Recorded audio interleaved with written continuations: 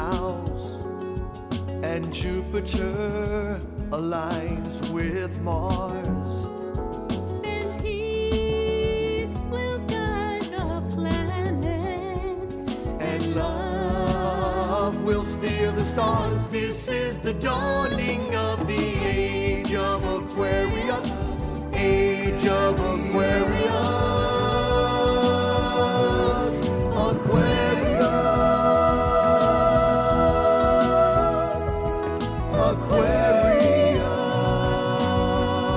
Aquarius. Harmony and understanding, sympathy and trust abounding. No more falsehoods or derisions, golden living dreams of visions, mystic crystal revelation, and the mind's true liberation. Aquarius, Aquarius. when the moon is in the 7th house and Jupiter aligns with Mars. Then peace will guide the planets, and love will steer the stars. This is the dawning of the age of Aquarius. Age of Aquarius. Aquarius. Aquarius.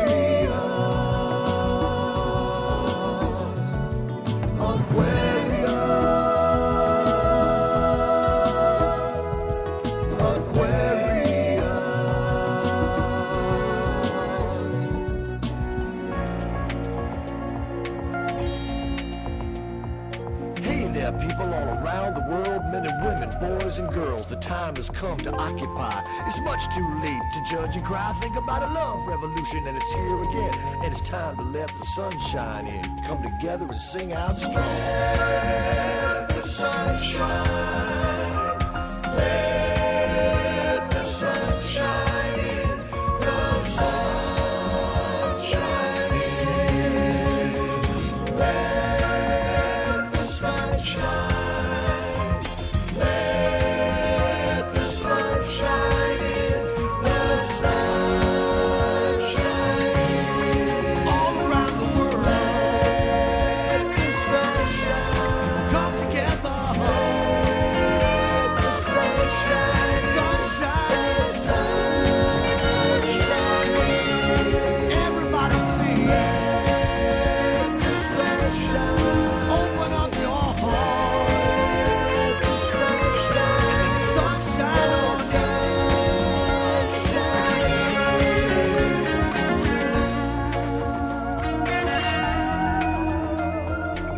Come together and sing out strong for a peaceful planet where we all belong.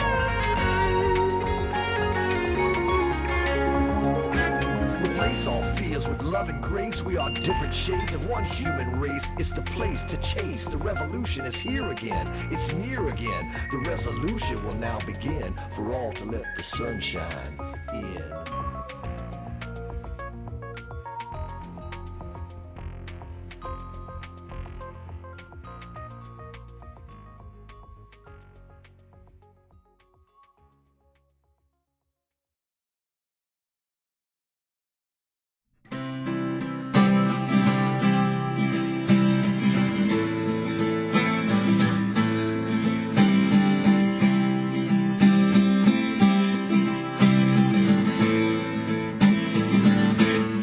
Without a warning,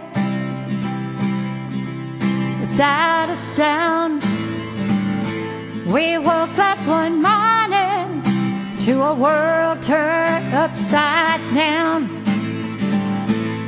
Everything changed in the blink of an eye, dealing with the unknown and trying to survive. We were locked down in our homes, surrounded by bad news every day, watching our lives as we knew it quickly fade away. is all over in our new reality, when we gather together, will we still stay apart 6 feet? Will the music be playing like it did before? When this is all over, I'll treasure each day even more. We've been through quite a battle, like none we've ever seen.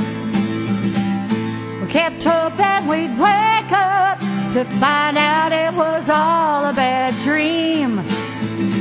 But that day's never come. It'll be a while yet, with more obstacles to overcome and challenges to be met. We were locked down in our homes, surrounded by bad news every day, watching our lives as we knew it quickly fade away. And when this is all over in our new reality, when we gather together, will we still stay apart 6 feet? Will the music be playing like it did before? When this is all over, I'll treasure each day even more.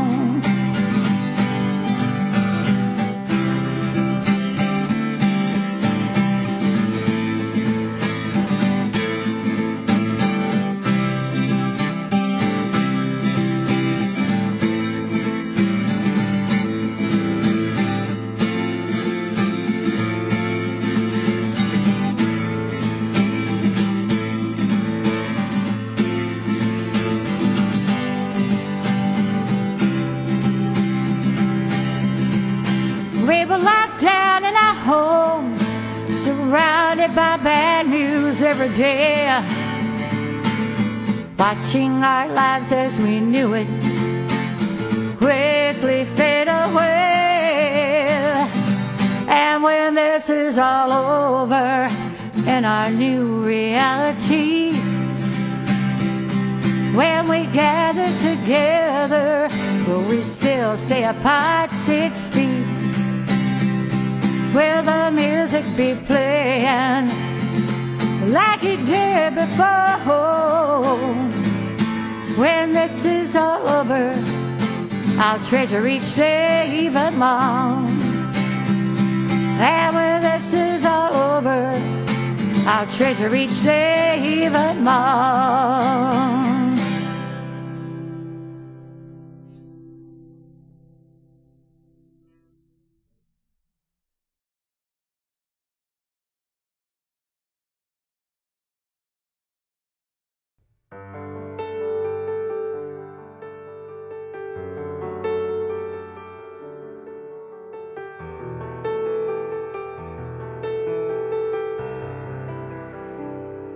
In my eyes, in my mind, in my heart, in my soul, in my life, I have been searching for something, but you were my dream. You're perfect, you're golden, you're the light, your love. You're perfect, you're golden, you're the light, my love. When I breathe, when I swallow, caress I feel. When I listen, I hear.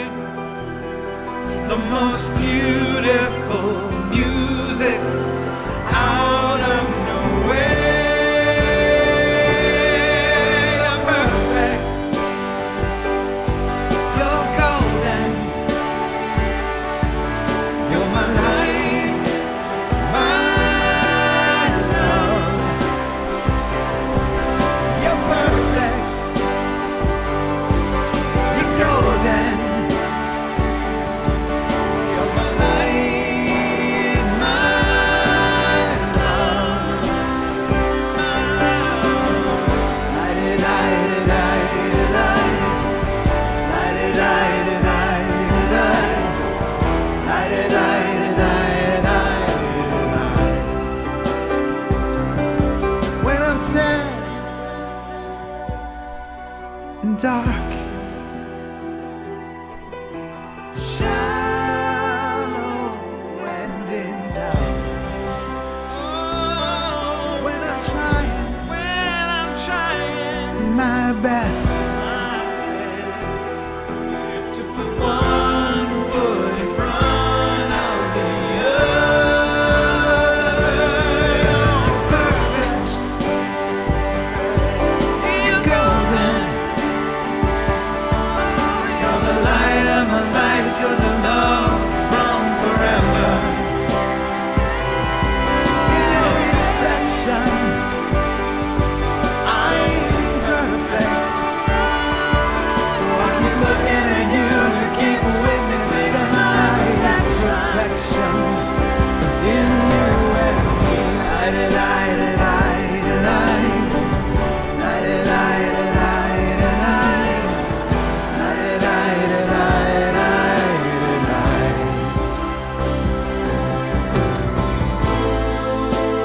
always there, never leave, holding me, set me free, guiding light, your empathy, confidence to express it as me.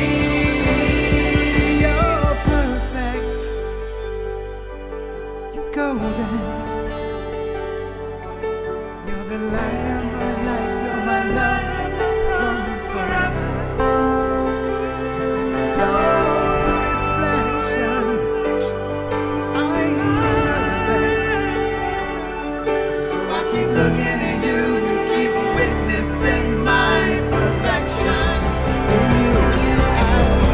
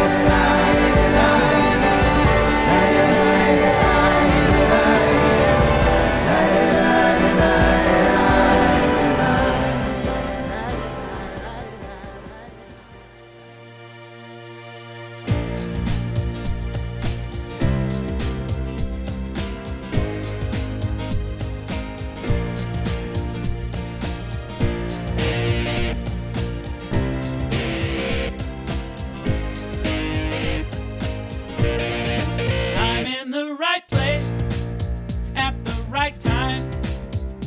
I am just where I'm supposed to be. I'm in the right place at the right time. I am just where I'm supposed to be. I'm in the right place at the right time. I am just where I'm supposed to be. I'm in the right place at the right time. I am just where I'm supposed to be. Oh, my soul is welcome here. Oh, my soul is welcome here. I am getting the message loud and clear. My soul is welcome here. Hello, and welcome to the People of Diversity Sunday service. We are a multi-faith community, and we believe there are many paths to one divinity. We have a rotation of 9 speakers from 9 different faith perspectives, and we have coupled with them a set of musicians. So we have 9 different sets of musicians, positive music artists, and we do the intro and the exit videos, send it all to Philip. He puts it together and creates our Sunday service. So if you would like to join us in this endeavor and help us spread the word, go to www.peopleofdiversity.org and make a donation. We pay our speakers, we pay our musicians, we pay Philip and his crew. So every little bit helps. We really, really do appreciate it. Thank you. All right, last week we had the Bob sandwich. So we had Shaman Shannon Davis from the Chicana Center doing the talk, and Bob and Shannon doing the music for us. Today we have a new thought perspective on mindfulness, and that's going to come from Sue Bailey, one of the founders of the pod, and she'll be with Mel. Oddly enough, Melanie England, also one of the early founders of the pod. Coming up next week, we have a Wiccan perspective, and for the first time ever, Daniel Keppel will be joining us, and hopefully he'll bring his amazing violin and serenade us with something amazing. We're really, really looking forward to his entry into the dance here. All past services are available on the pod pages. You can pick them up initially on the live and then on the videos, and they're all in chronological order back almost 2.5 years now. Right.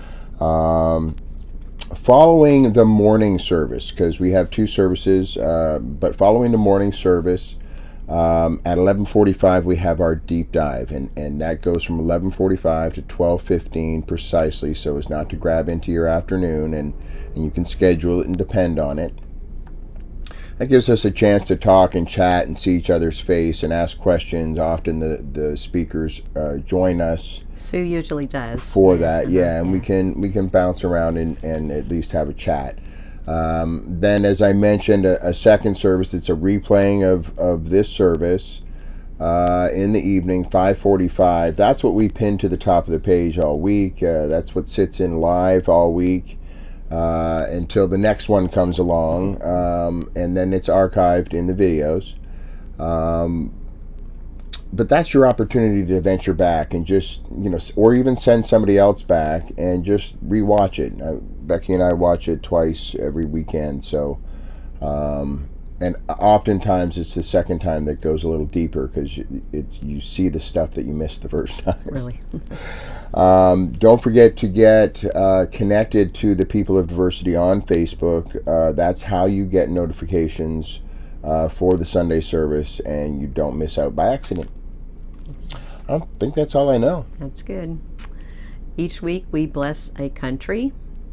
So if you have pictures or facts about the country that we're blessing next week, send them to the email address below, and we will use them in our country blessing. Next week is Barbados. So this week is Bangladesh. And I think a lot of us, particularly my age, have preconceived notions about Bangladesh. But I learned a lot of interesting things about Bangladesh putting this together. So, give me a second. Got to get my notes. All right.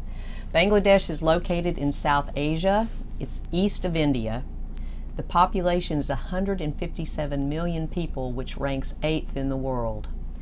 And it's 57,360 square miles. So not that gigantic, but a whole lot of people. Islam is the official religion, and it is referred to in the Bangladesh Constitution. 90% of the people are Muslim. But the Constitution also says, and I quote, "The state shall ensure equal status and equal right in the practice of Hindu, Buddhist, Christian, and other religions." So that's pretty cool. The capital city is Dhaka, and it's called the City of Mosques. 45% of the people are farmers, but there are over 4,000 textile factories in operation. They produce and export 60% of the clothing in Europe and 40% of the clothing in the United States. I was very surprised by that high amount comes from Bangladesh. This is good for their economy, and it has empowered many women because 80% of the textile workers in Bangladesh are women. But there are ongoing labor and safety issues in their factories. There are more than 2,000 periodicals and daily newspapers published in Bangladesh, but only 15% of the people can actually read. They recognize 6 distinct seasons.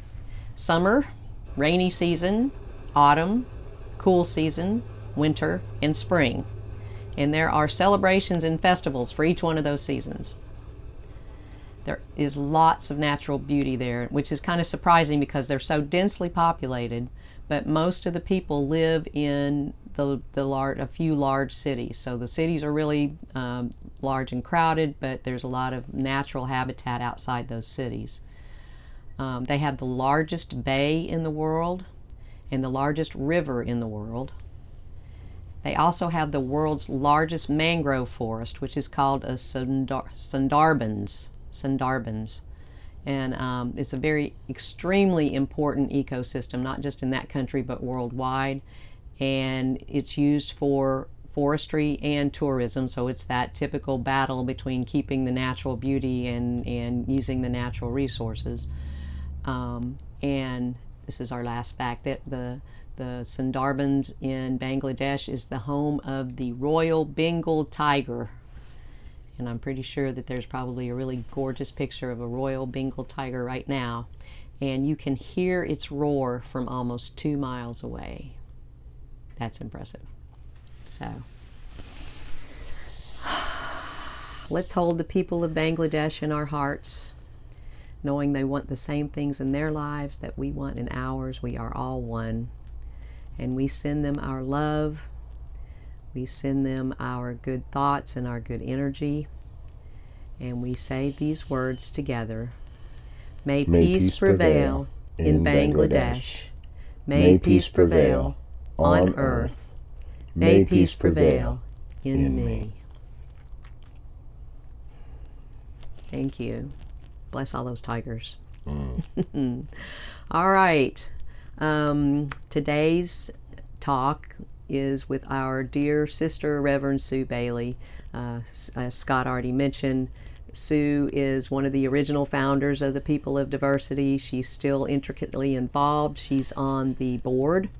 And even though we don't live in the same place anymore, she virtually remains quite active, and we so appreciate her and her perspectives on these things. I have to rat her out here a little bit. When we were talking about this last week, she said she was really struggling with this concept, the concept of practicing mindfulness, because it is such a Buddhist concept, and that's very true. But as we've seen already from our previous talks, that every perspective has had some take on being mindful, and she assured me that there would be a good one from the New Thought. So I'm looking forward to hearing that. And she is accompanied by another pod person from way back from the beginning, actually, when we were at Unity in Merritt Island before we broke off and became the pod. Melanie England. She's another dear, awesome sister, and always puts together the coolest music videos for us. So we are looking forward to hearing from both of those, and we'll see you on the other side.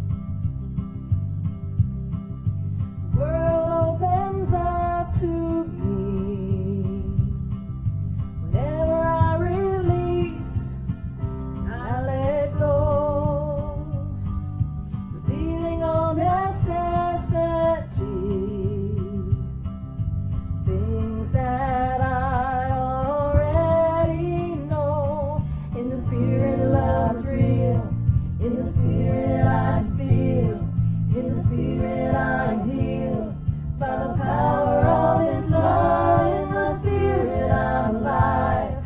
In the Spirit I can fly. In the Spirit of the loving God.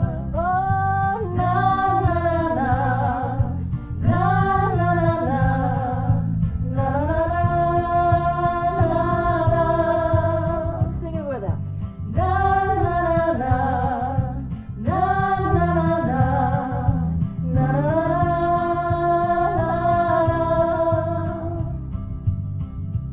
My favorite verse. I'm gonna laugh at my pain and start to cry whenever I'm happy. I'm learning to dance in the rain, knowing that my troubles are just momentary. In the Spirit love's real. In the Spirit I can feel. In the Spirit I'm healed by the power of His love. In the Spirit I'm alive. In the Spirit I can fly. In the Spirit of the loving God. In the Spirit love's real. In the Spirit I can feel. In the Spirit I'm healed by the power of His love. In the Spirit I'm alive. In the Spirit I can fly. In the Spirit of the loving God. Oh, na na na na na na na na na. Hey, na na na na na na na.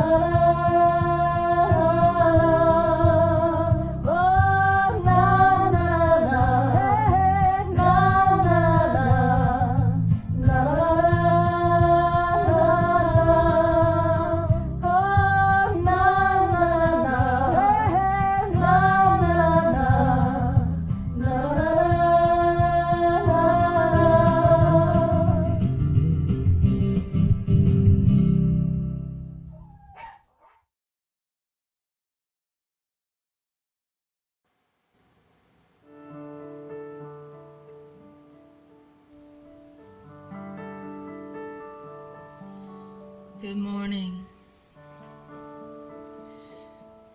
I'm glad you're here, and I want to start with taking a deep breath and letting it out slowly. We're going to release the cares of yesterday and tomorrow. Become present to this moment here and now. We're going to feel everything that's here and now. Again, breathe. Let's let the love wash over us.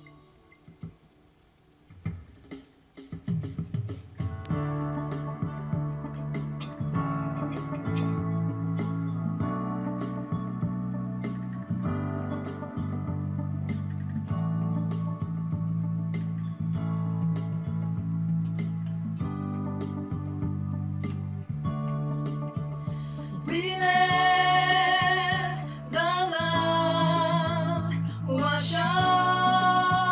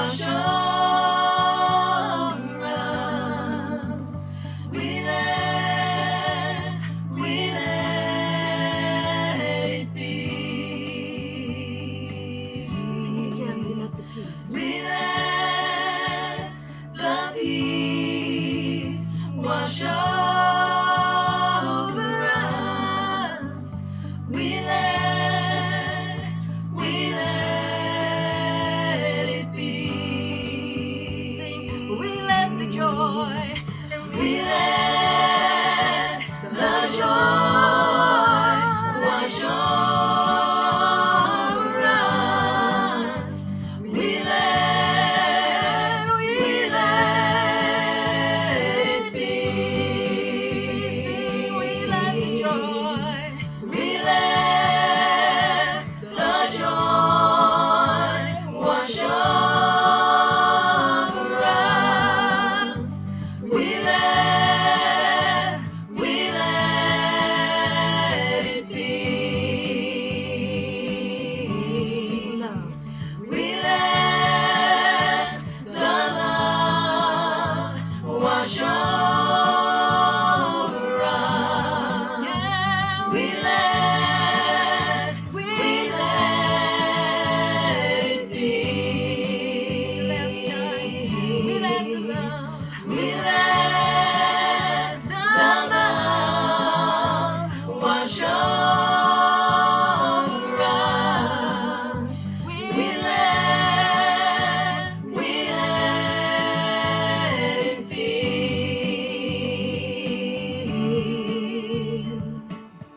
Now let it be. Another deep breath. Let it go.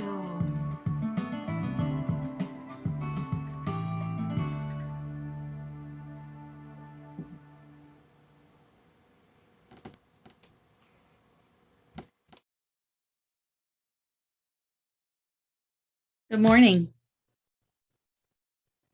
So once there was a lover and he was constantly, pining over someone, and he was, for months he'd been preparing to, go on a date with this beautiful woman, but he keeps suffering the pain of rejection. And then finally one day she gave in and she said, okay, come to such and such a place at such and such a time and I will meet you there. And at that time and place, he met her, and he found himself finally sitting next to the woman that he loved. And he reached in his pocket and he pulled out this bundle of letters that he had written to her over the past several months.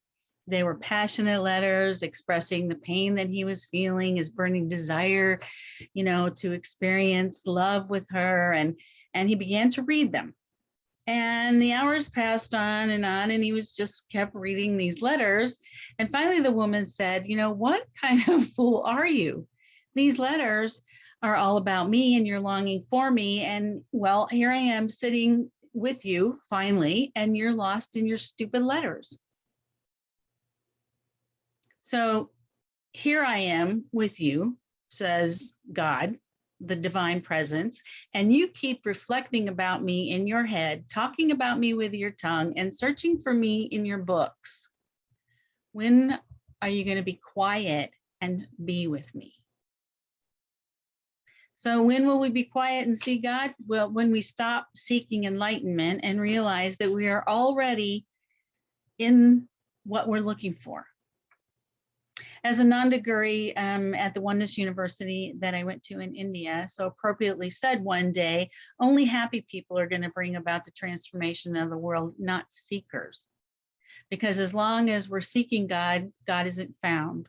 Thinking about God is not God. Learning about God is not God. Attempting to duplicate through ritual is not God.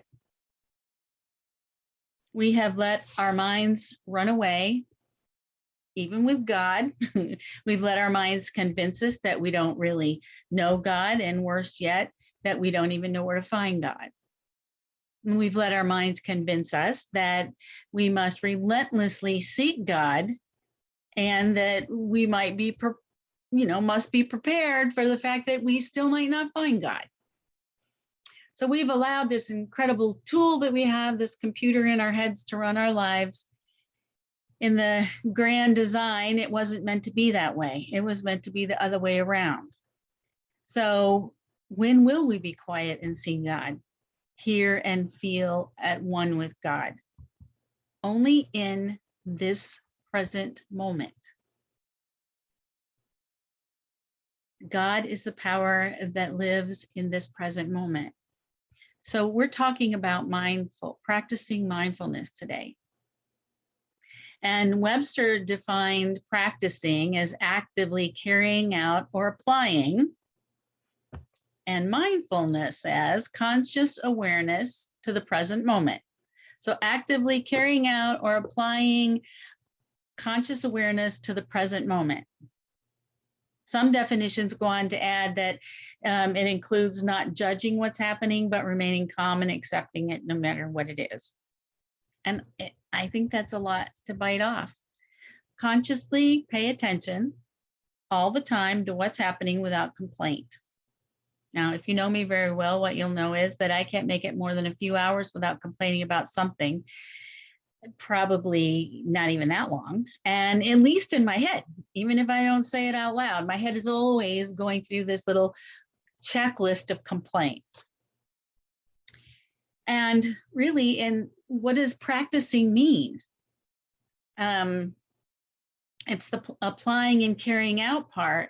And when and how long am I supposed to practice this conscious awareness? And well, the answer to that question depends on how good I want to get at being free from my insane mind. And I think this is going to sound confusing because not listening to the mind is mindfulness. It's kind of like a parable. It seems backwards to us. I might actually call it something like stop outer focus, start inner focus. So what are you paying attention to? Are you being aware of your thoughts and emotions? Are you observing, not reacting, calmly and thoughtfully deciding what to do in this moment? Because this is not an overnight accomplishment. It can be difficult to grasp quickly, and it's an ongoing process. And even if it might make sense when you hear it, it could be far more difficult to implement and remember as the day goes on, or even as today goes on. Some of you may have heard of something called heart math. And for years, heart math has been teaching a method that is used to get us into the present moment, get our heart and mind aligned, and get us into that place of mindfulness, what is called mindfulness. And it's called freeze frame, and it takes about 1 minute.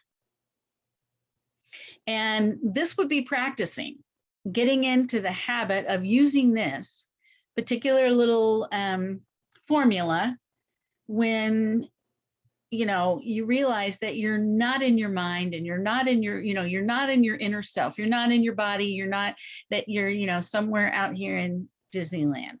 So it's this simple. First, you feel the uncomfortable feeling that you're having.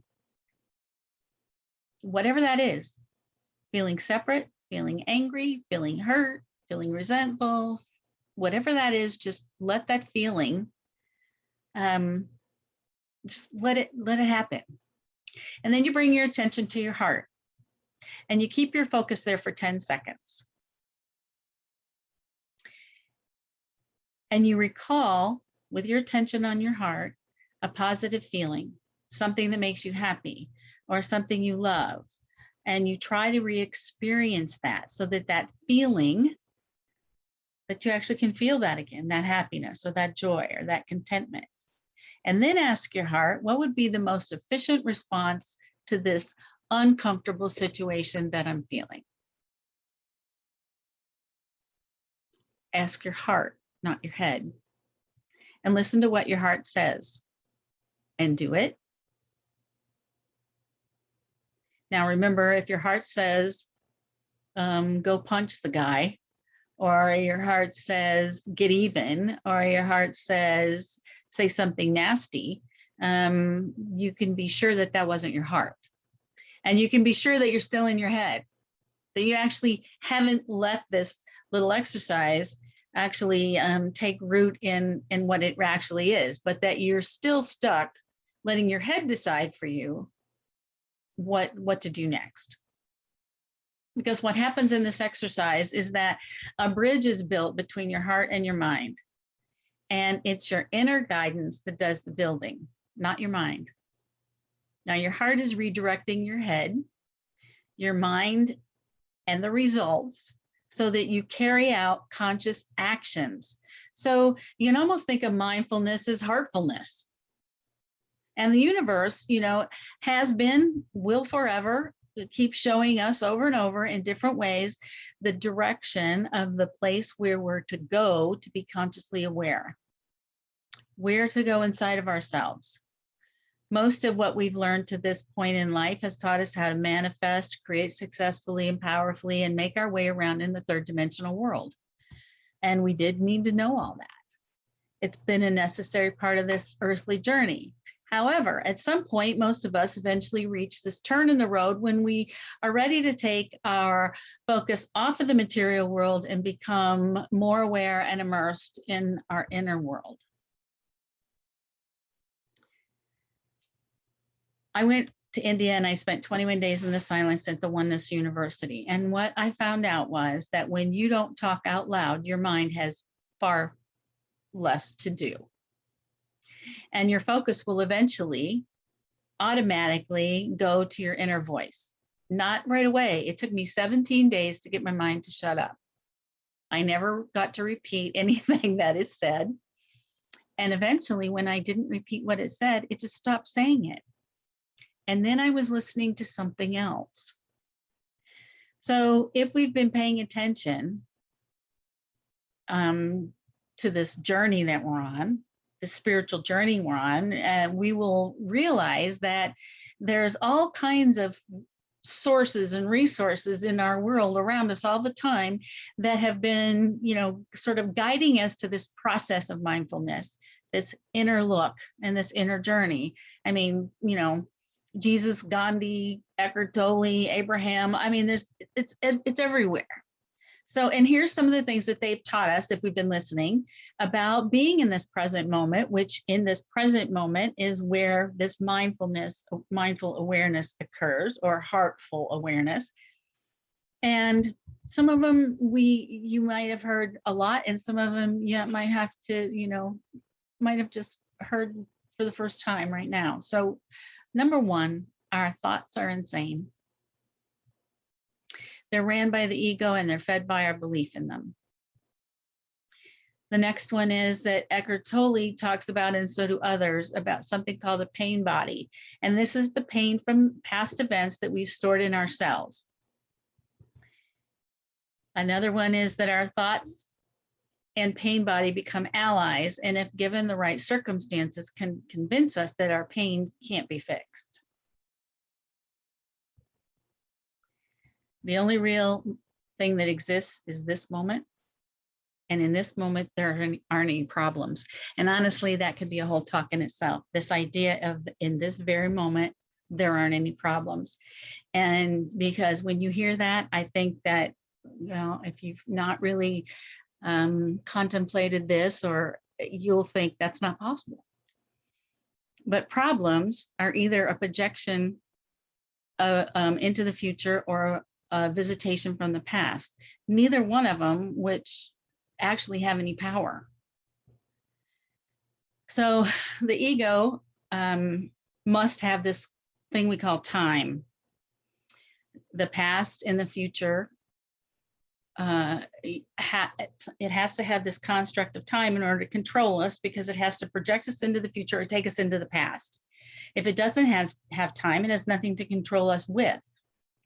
So the more we live in conscious awareness of this moment, the less the ego can interfere with our experience.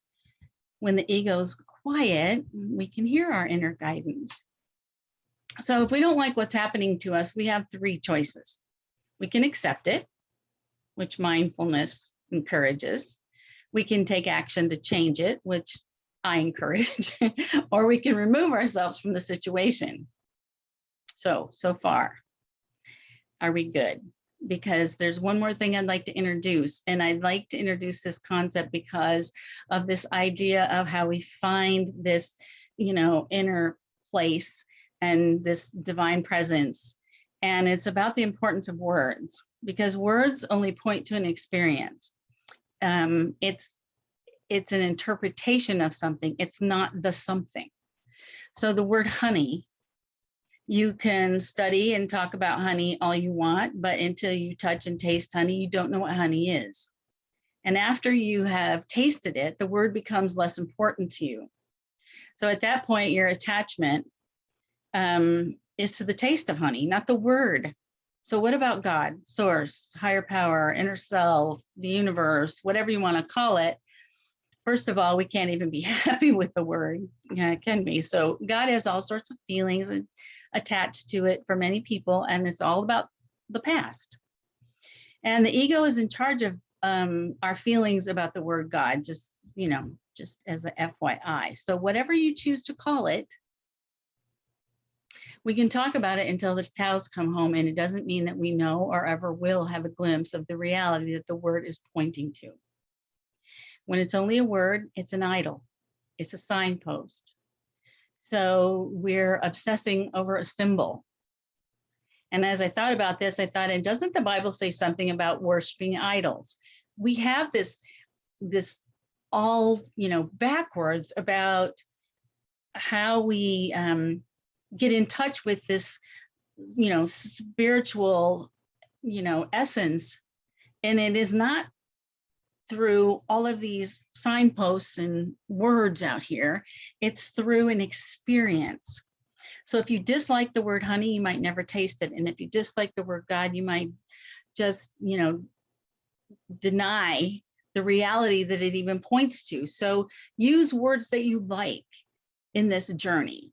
Don't let other people interject the words for you. Use words that you like so you can be attached to the things that make you feel good, and then you can freely experience the reality that you're looking for.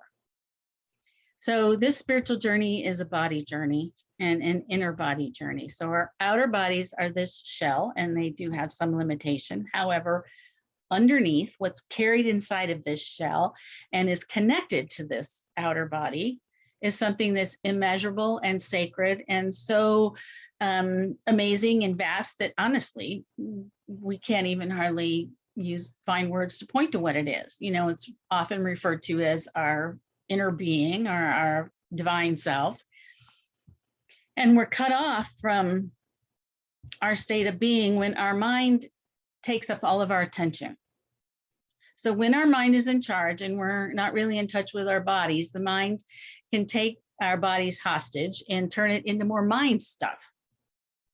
And we forget who we are and we place our identity with the mind, and then we're no longer rooted in our being, we're really rooted in our ego. So mindfulness is knowing how to pay attention to, knowing what to pay attention to. And the body never lies. So if given the opportunity, the mind certainly will mislead you by turning body information into some sort of need to understand or catastrophize a lie. So ever get a pain someplace? And before you're done, before the mind is done with that pain, you're going to die from it soon, probably. Because the mind creates fear and all kinds of insanity. And then the only thing that really matters to us is missing from our lives. And that's that awareness of our deeper self, of our inner being. And to reclaim that inner being, we have to reclaim our consciousness from our mind. And we do that by taking focus of our attention away from thinking and direct it into the body, where being can be felt as the invisible energy field that gives life to what we perceive as the physical body. So I know I'm not with you all, but just for a moment, close your eyes and feel your body internally if you can. Does it feel alive? Can you feel your breath? Is there life in your hands and feet and your stomach? Can you feel the energy that fills your entire body and that gives life to every cell? Because it's alive and it's well and it's doing some amazing things in there. See, you can feel all this as a complete energy field. Don't think about it. Feel it. Imagine your body filling with light energy and you're becoming, luminous, because that's really what is happening. The feeling of the inner body, this inner body's formless. It's also limitless. And pay attention to it. Feel what you can feel. Maybe right now you can only feel your hands or your feet or some slight tingling. So take a deep breath in and open your eyes and see if you can continue to feel as we go on this inner energy. Eckhart Tolle says this about our body and this inner body. He says, what we perceive as the physical structure called the body, which is subject to disease, old age, and death, is not ultimately real. It is not you. But do not turn away from the body. Do not turn your attention elsewhere in your search for the truth, for it is nowhere else to be found but within your inner body.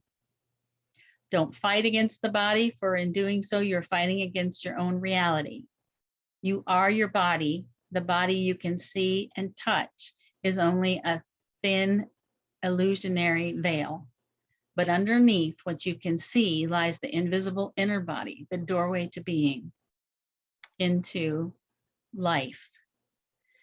Through the inner body, we are inseparably connected to the one life, birthless, deathless, eternally present. Through the inner body, we are forever one with God. So it's important that we need, really attempt to understand what this inner body and outer body and the connection is. So if the body is so important to our spiritual journey, so this, this may be a conflict that you're thinking about as you're listening. Why have we denied the body so thoroughly? Because basically because we didn't know what to focus on. We didn't know how to focus on it. So,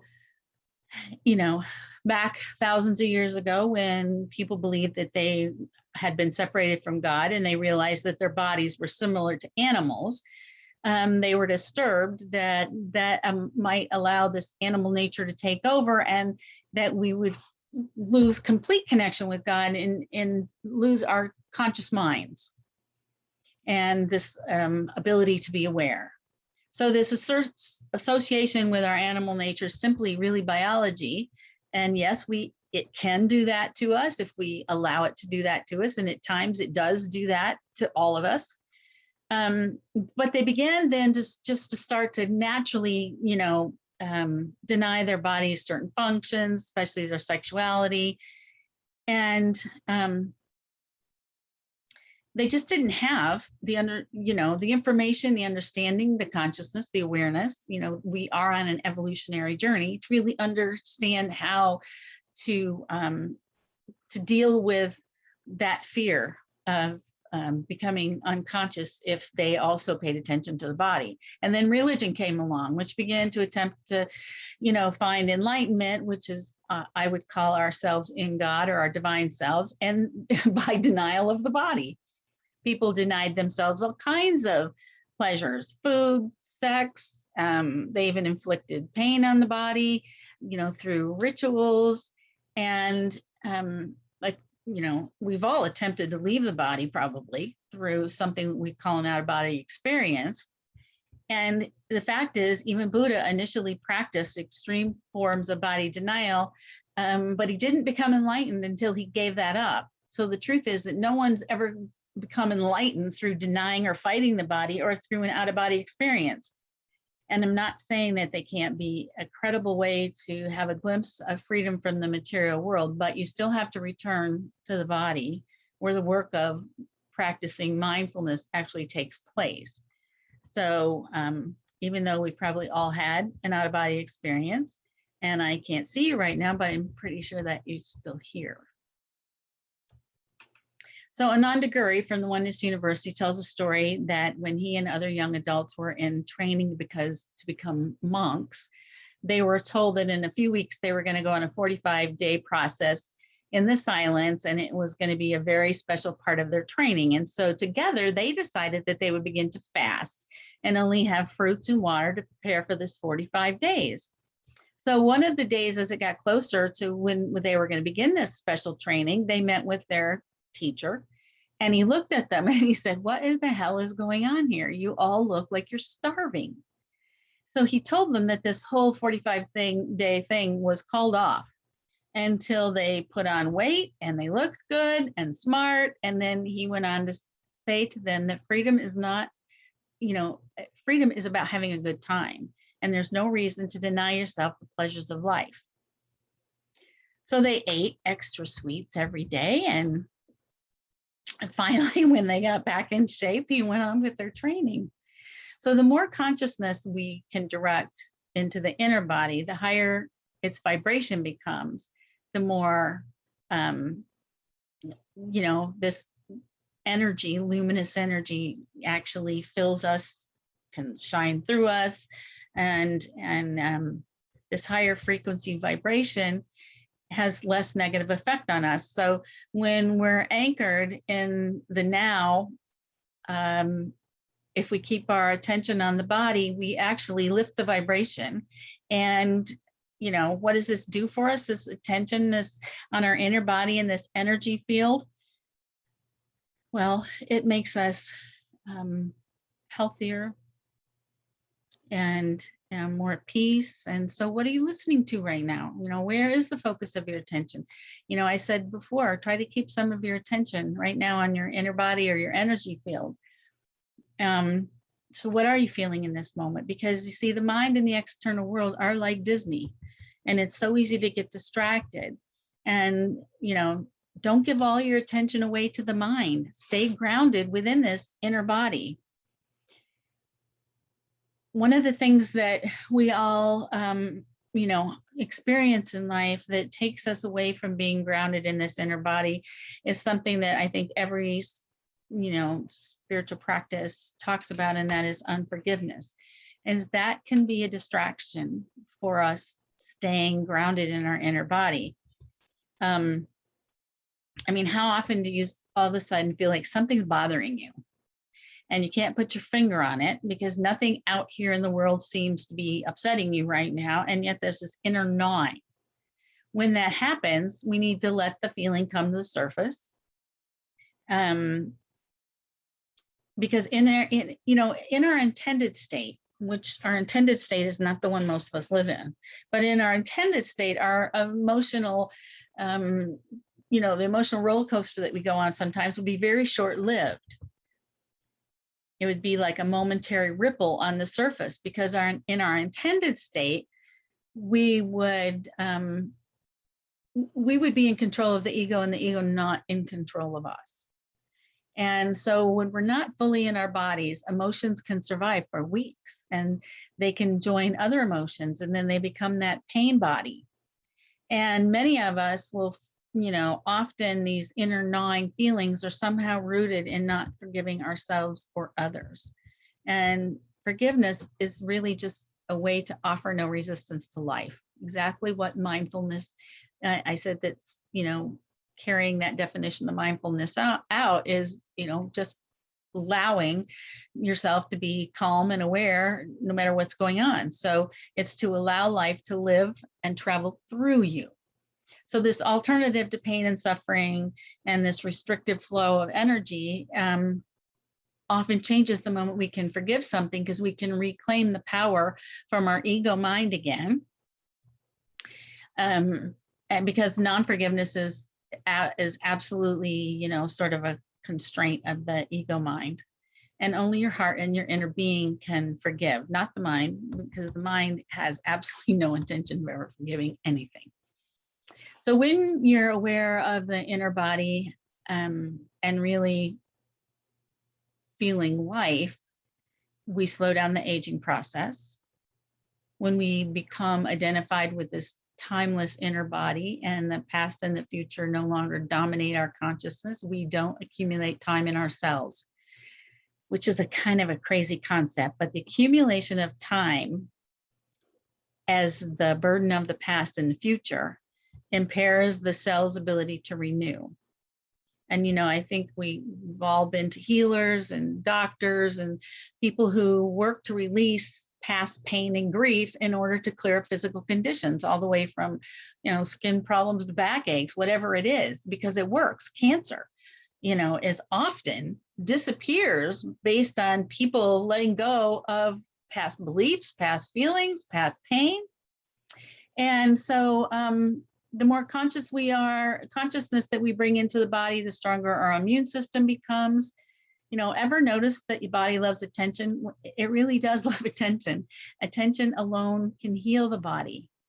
I remember having a practice for a really long time that, you know, every morning when I took a shower, you know, as I was washing, you know, I would tell my arms, I love my arms. They do all this great work for me. And then, you know, my hands allow me to do all these things and, you know, just sort of shower, you know, my physical being with appreciation. Most illness actually creeps up when we're not in our bodies. Just kind of like the master not being present in the house and all kinds of shady characters take up residence. When you inhabit your body, it'll be hard for unwanted guests to settle in. It isn't like, you know, that we put up a brick wall and nothing gets in to disturb us. It's that we raise the vibrational energy, and it's the lower vibration that allows fear and anger and depression. And those things can't enter when we're consciously aware of the body and raising that vibrational energy. And there's a difference between this. I just want to say this because it's important. Don't become obsessed, because obsessed is an ego function, obsession. So if you're obsessed about what you do with your body all day, how, you know, am I exercising enough? Am I eating right? Am I doing this? Am I doing this? Am I doing this? And it becomes the entire, all of that is mind work. That is not vibrational raising and an awareness of your inner self or your body. So if you find yourself becoming obsessed, you know, become aware of that and realize that obsession is not the same thing. So with all this mind avoidance going on, how do we dare use the mind and remain free of its control? Well, we put our attention on this inner energy field and we allow the heart-mind connection to take place. We begin to think with our whole body. We remember that our knowledge and the actual experience are two different things, completely. So we practice feeling and observing who we really are. And it's here where we get to find ourselves in the divine, that place we've been looking for all this time that's actually in us. And this is the practice of mindfulness. And as I said earlier, if the practice of mindfulness kind of sounds confusing to you, think of it this way. Stop looking out and start looking in. And that's really what mindfulness is all about. And so now I invite you to close your eyes and take a few deep breaths and get back to maybe a more grounded conscious awareness of that inner body and that inner energy field, the very being of who you are. And when you're in touch with that, there's a natural peace, calmness, sort of surrender that comes over you.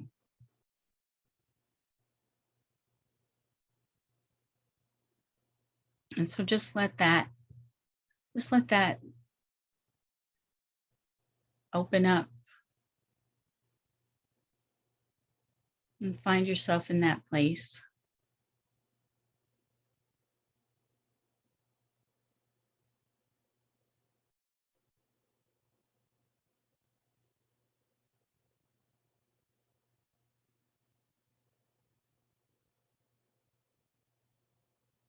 And almost every time I speak on Sunday, I do that little freeze frame exercise with you. And so let's just do that right now while we're in this calm inner place. Put your hands on your heart.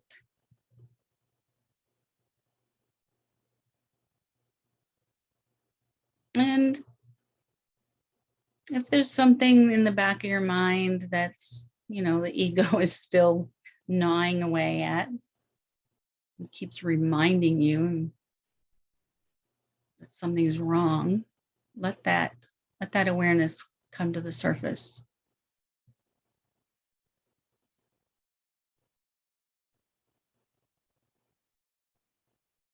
And then breathe into your heart and let something come to your mind that brings you happiness and joy and puts a smile on your face. And let that just kind of fill your being.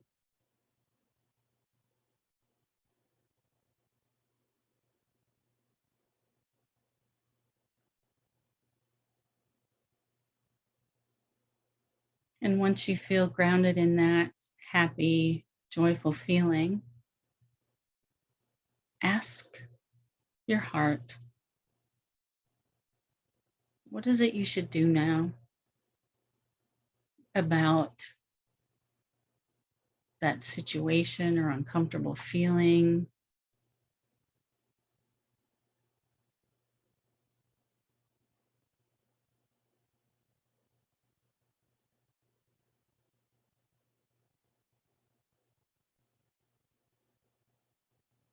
And now remember that if the answer was hurtful or destructive in some way to yourself or someone else, that your mind is still talking, not your heart. That bridge didn't get built in that moment. But if you got an answer of an action to take or to let it go or to just feel peaceful about it, whatever, then imagine yourself doing that.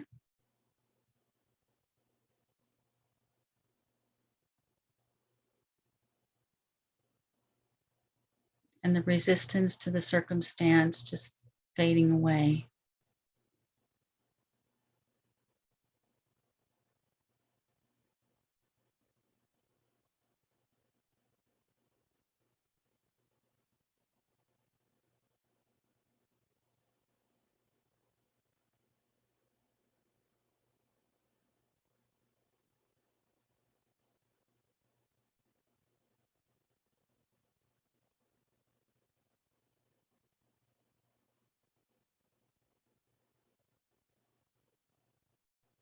And now I invite you again to become aware of your body, your inner body and your outer body, and just the energetic connection,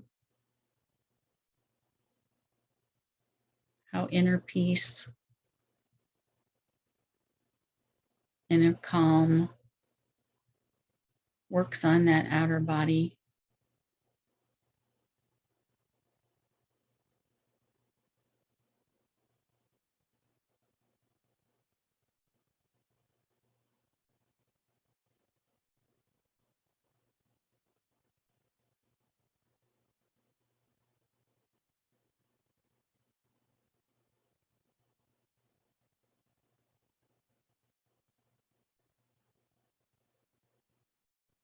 And now we say thank you that it's all right here.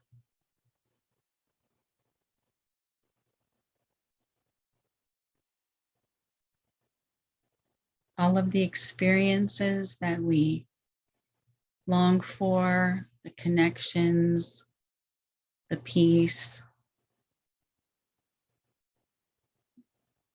the inner voice, the higher mind, the divine presence is all right here.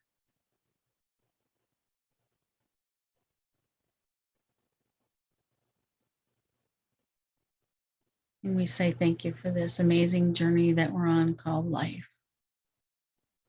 And so it is. Amen. Blessings.